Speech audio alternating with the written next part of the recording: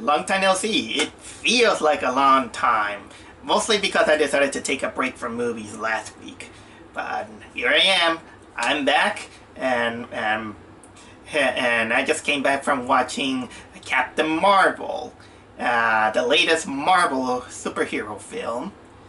And what a big coincidence that I'm making this movie this movie review right in International Women's Day. I think that was the day it was called.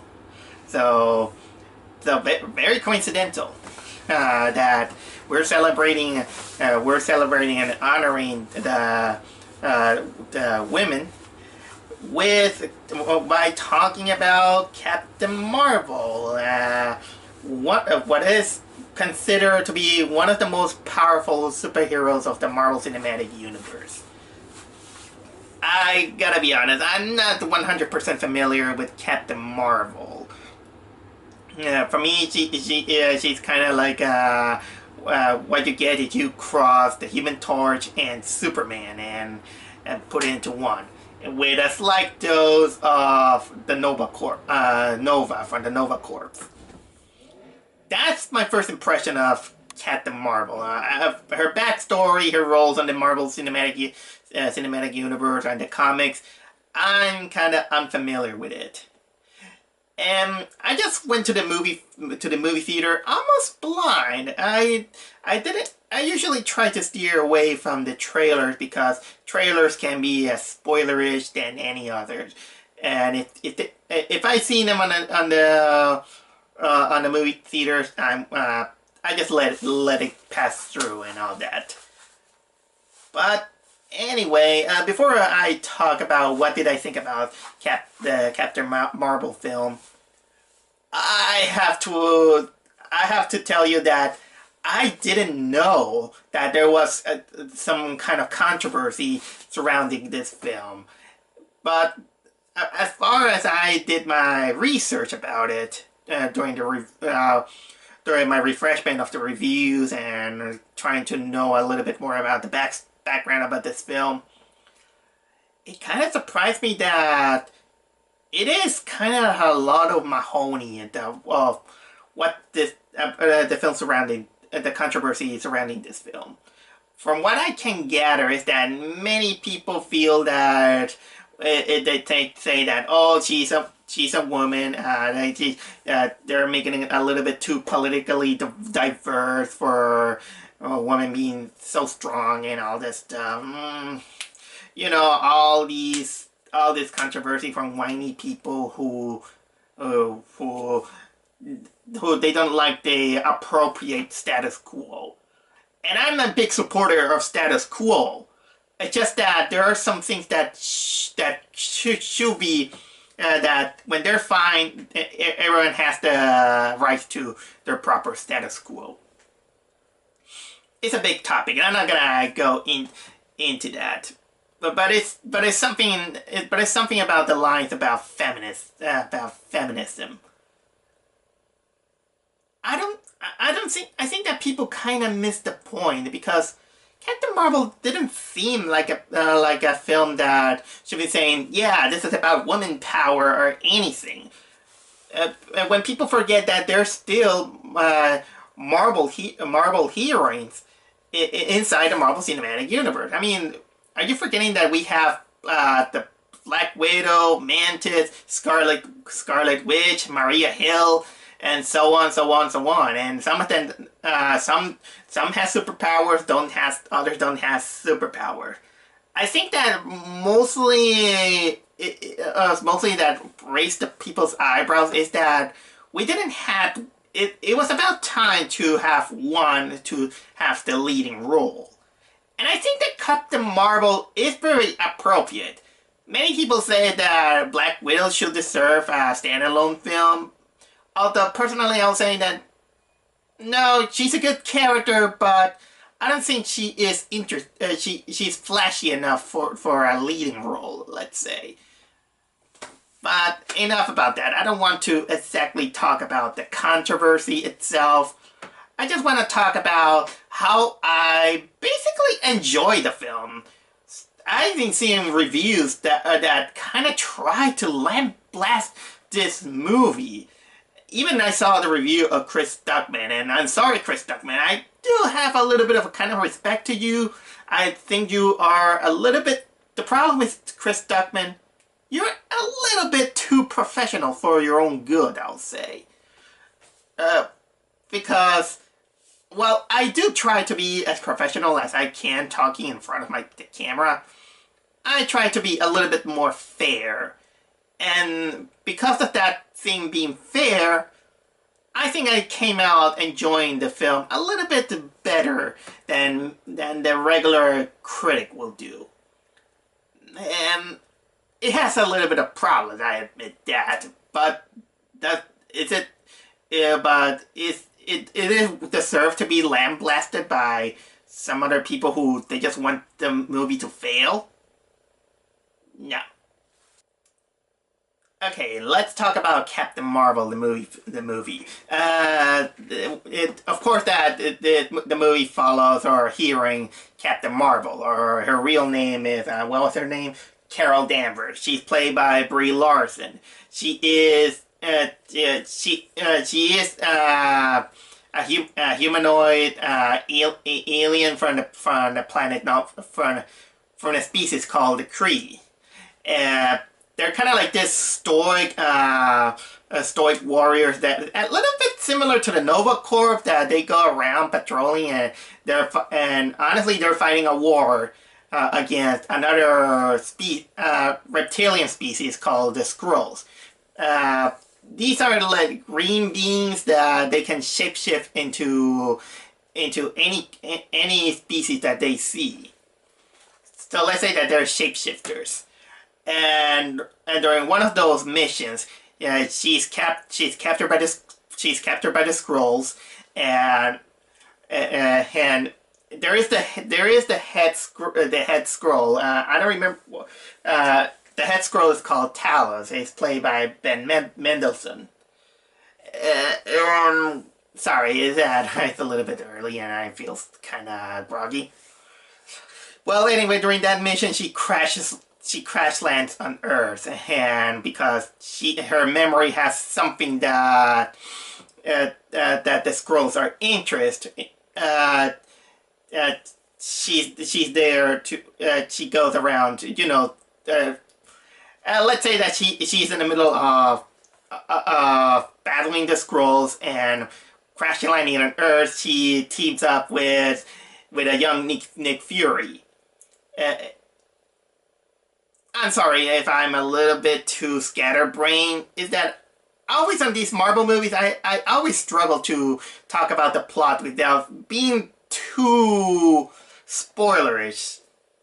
But basically, let's say that because it has a lot of plot, a lot of Marvel movies has a lot of plot, and I have a hard time trying to go into pieces.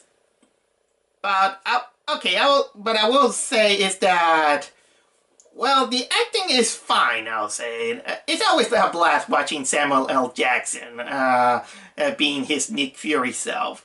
In this case, since the movie takes place in the 90s, they did a almost astoundingly wonderful job making him look young via CGI. Which, in a way, you might think that it's gonna look very Uncanny Valley creepy. And it doesn't. It doesn't.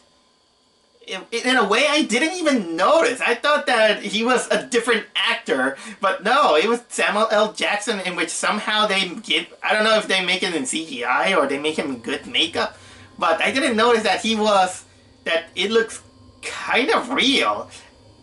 I think that they made a better job of making less Uncanny Valley than freaking Alita Battle Angel. Brie Larson, many people kind of complain that she looks too bland, kind of unemotional in a way, and that she wasn't a good Captain Marvel. I will say that she was decent, I'll say. She was a decent... I will say that for her first try on as a Captain Marvel character, she wasn't too bad. When she gives an emotion, she does it well. Oh, in a way, I will say, if I was her director, I will say that, hey Brie, could you a little bit bring the emotion a little bit up the notch, a little bit. Don't be too reserved. Just go a little bit all out. And of course, that this is also a bit of a high risk because sometimes you might overact. But at least her emotions and her emotional arc, it actually makes it up when you notice that she does have a good chemistry with Samuel Jackson. And the other character that she meets, she does comes out being having a good chemistry. And that makes it up for a little bit of the blunders on her bland acting. But I do have faith that she can be a little bit better. I mean, don't expect her to be what was it, Wonder Woman. What else I can talk about the characters? Honestly, I don't have much to say with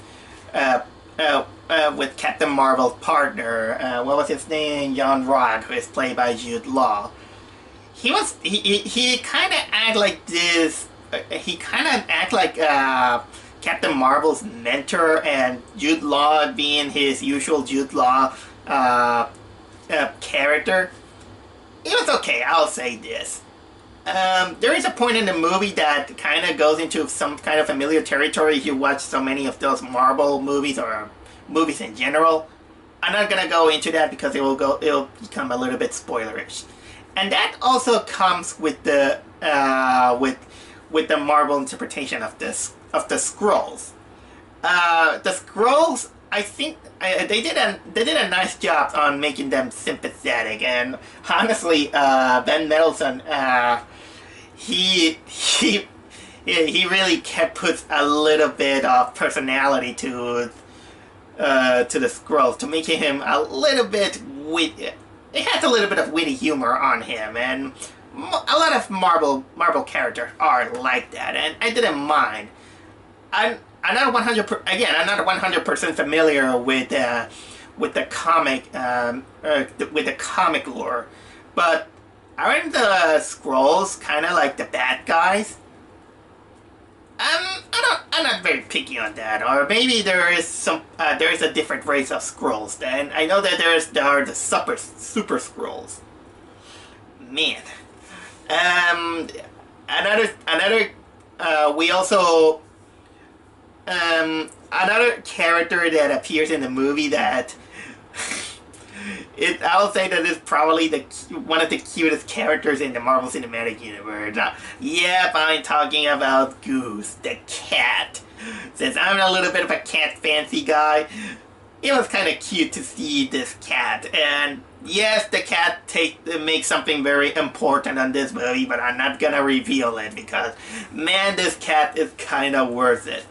But I will go with a little bit of a nitpick on the cat. Here's the thing. Like I said, the effects of making Nick Fury look like like a younger Nick Fury, it was good. It was good in itself. Too bad that I can't say a lot about the cat, because I know that there are some scenes that they use a cat, a real life cat, and I know this because I saw the credit, and in the credits there was Goose the cat, and and there were four names of 4 cats. But there are times that they had to CGI the cat, and honestly, it doesn't look too good. It looks a little bit too fake in my opinion.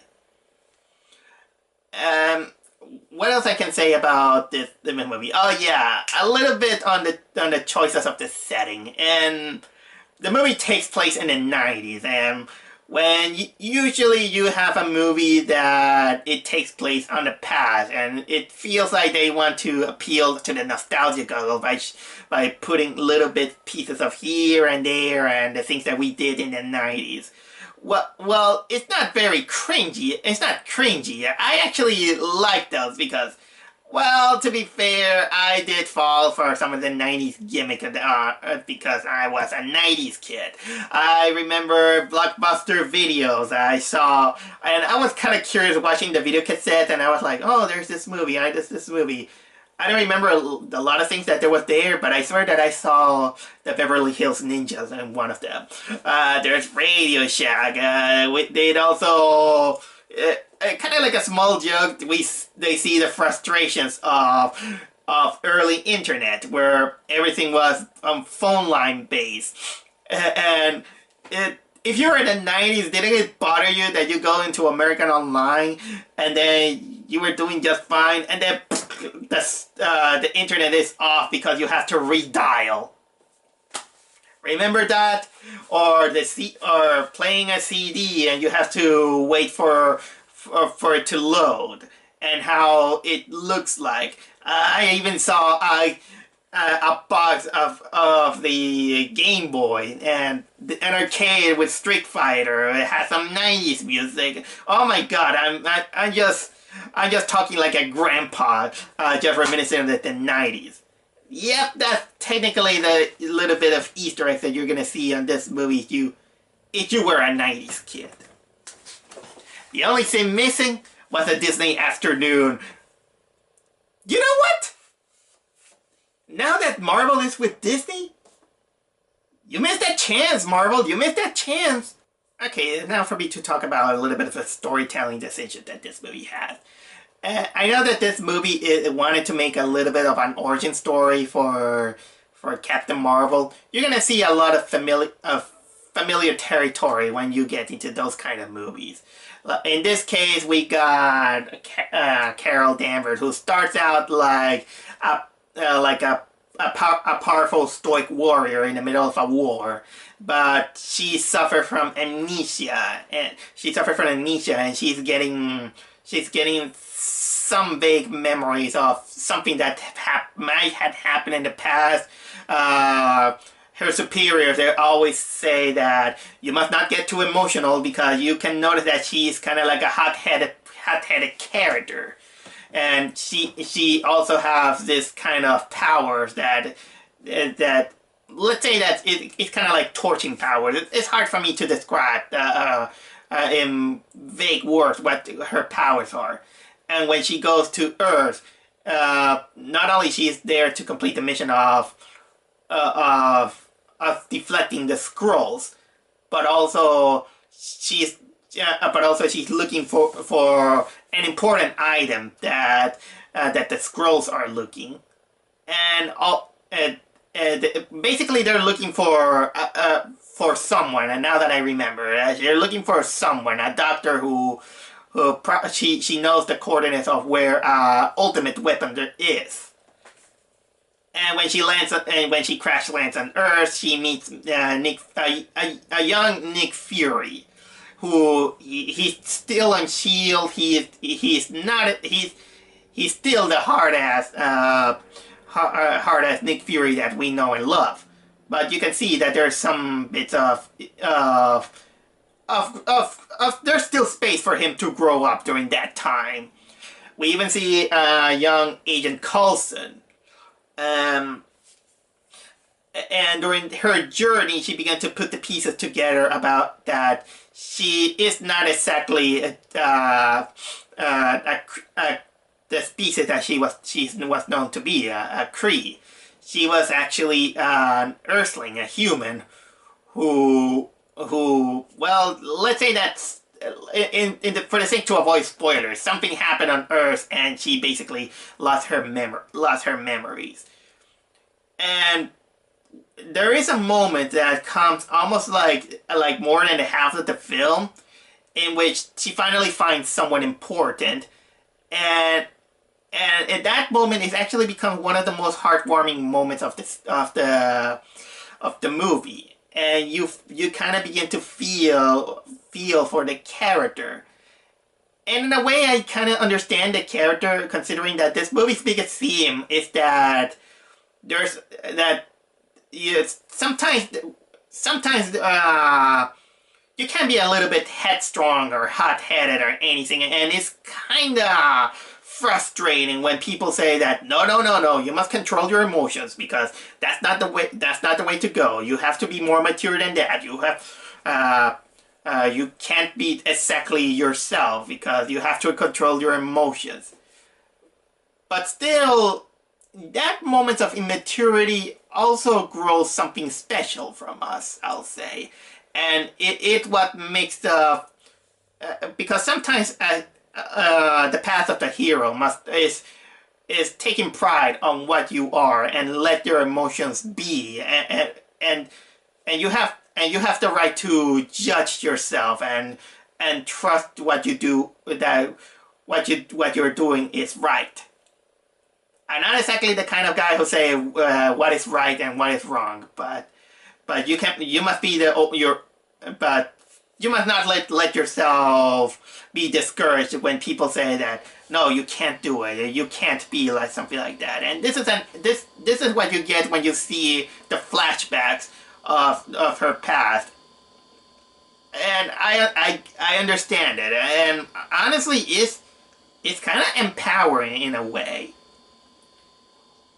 I will say a little bit that one of the movie's weaknesses that it has is that a little bit the pacing can be a little bit dull at times when there is a little bit of a conversation.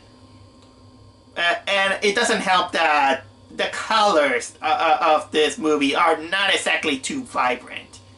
It has a little bit of dull coloring here and there. Personally, it didn't harm the movie. Again, I wasn't expecting too much. I just went to see and enjoy a Marvel film. And if you're a casual watcher of movies, you're gonna enjoy this movie fine. And just brush off all this controversy, and you'll see that it's not as bad as you think. That's technically what a little bit of the weakness that I could talk about this film.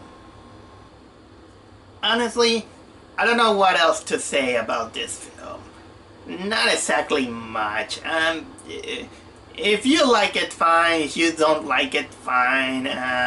It's not bad. It's not terribly bad. It's not super bland bad. It's just... I think it's good. It's actually a good film. It certainly does a better job. Well, if I go a little bit on woman power perspective, it does a better job than most feminist movies that there is. Take, for example, this really, really horrible film called Ghostbusters. And I'm talking about the all-female Ghostbuster film, in which the movie wouldn't be so bad if it didn't took that controversy by heart and began to lambaste everyone saying that, oh, you don't like it because they're a woman. No. In my opinion, the worst kind of feminist movie is the one that they think they're superior to men and all this stuff. And Ghostbusters did that. It kind of showed that men are dumb, they're stupid, and all this stuff. And this is, when you have this kind of attitude, it's much more harmful than beneficial. It kind of proves that you're not fighting the correct way. You're a very one-sided bias position instead of making things fair for everyone. And if we're talking about feminism, I don't like it when it's also the other way around, like a very chauvinist film. And Captain Marvel doesn't have that. It plays fair. I know that, yeah, Captain Marvel may be the most powerful of them all. Fair game, DC has Superman, and it could, I mean, the most powerful being in the world could be anyone. Hell, maybe what probably more powerful than Captain Marvel could be the cat. And why nobody says anything about, oh, that cat is too powerful. Okay, I'm exaggerating. I'm totally exaggerating. But the point is that Captain Marvel doesn't do that. It plays a fair game. We even see a lot of moments of badassery from Nick Fury, and if I say it, then it's gonna be a little bit spoilery. So I'll shut my mouth to that. At that. So, yeah, but I will say that the ending does make you feel ready for the next Avengers movie, the Avengers Endgame, which I will say that is technically the second part of the Infinity War film. Oh boy, I can't wait. Oh yeah, I almost forgot. Yeah, this movie. Since this is the first Disney Marvel Cinematic Universe that acknowledges that we lost Stan Lee, it does make a kind of like a nice tribute to him. Twice. The first one is the logo of Marvel. Instead of having the all the superheroes there in their cinematic moments, everything was of all the Stan Lee cameos. And yes, we do have our obligatory Stan Lee cameo where I think he's reading a script in a train, and he like okay, oh, you should see the audience. The audience are like, ah, because we know we lost this great man. But in my head it was like, oh, hello Stan Lee, goodbye Stan Lee. I will always remember. I think I said that on my Stan Lee tribute, that every time I saw Stan Lee on the Marvel Cinematic Universe, I always said, "Oh, hi Stan Lee."